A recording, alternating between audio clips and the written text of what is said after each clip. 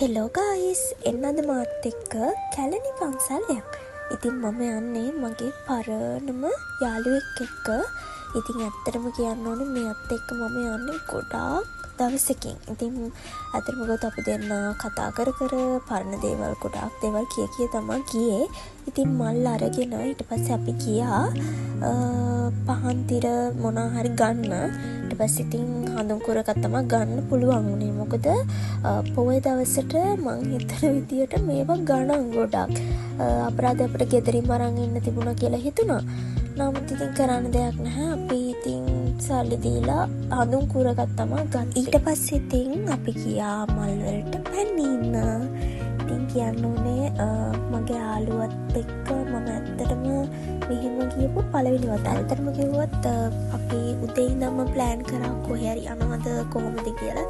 ඉතින් අද පොයක් නිසා අපි හිතුවා කැලණි ගියොත් හොඳයි කියලා. ඉතින් අපි දෙන්න ඇවිල්ලා මල් අරගෙන ඉතින් හැමදේම පූජා කරලා අපි අපේ තියෙන හැමදේම ඉෂ්ට සිද්ධ වෙන්න කියලා ප්‍රාර්ථනා කරා. ඉතින් එයා යන්නෙත් වෙන ෆීල්ඩ් එකක, මම යන්නෙත් වෙන ෆීල්ඩ් එකක. ඉතින් ඒ වුණාට මම හදවතින්ම විශ් කරනවා එයාගේ හැම බලාපොරොත්තුවක්ම ඉෂ්ට සිද්ධ වෙන්න කියලා. ඊට පස්සේ අපි විෂ්ණු දේවාලයට ගිහිල්ලා ඊට පස්සේ කෙලින්ම හඳුන්කුරු පත්තු කරා. ඉතින් ඇත්තටම කියන්න ඕන අපි පිළිවෙලට නෙමෙයි වැන්දේ. මොකද අපි ගෙදරින් මුකුත් අත ගෙනාවේ නැහැ. ඊට පස්සේ අපි පන්සලෙන් එළියට ඇවිල්ලා ඉතින් කඩිචෝරු කන්න තමයි දැන් හදන්නේ.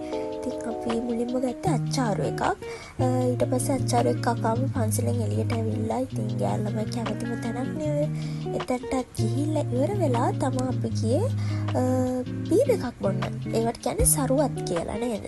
ඉතින් ඒක බීලි වෙරලා මම යනකොට දැක්කා බැක් කවර්ස් තියෙන. ඉතින් මම බැක් කවර්ස් මාර විදියට ආසයි. ඉතින් ඒකකුත් අරගෙන ඊට පස්සේ මම දැක්කා මම නෙමෙයි මගේ යාළුවා තමයි දැක්කේ මේ මුට්ටි කේක් දාලා තියෙනවා. ඉතින් ඒකකුත් අරගෙන අපි ඉතින් අද ගමන අවසන් කරන්න තමයි හදන්නේ. ඉතින් තවත් ලස්සන දවසක තවත් ලස්සන වීඩියෝ එකක් අරගෙන එන්නම්.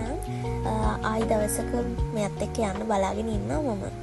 තවත් ලස්සන වීඩියෝ එකක් අරන් එන්නම්. මං හැමෝටම ආදරෙයි.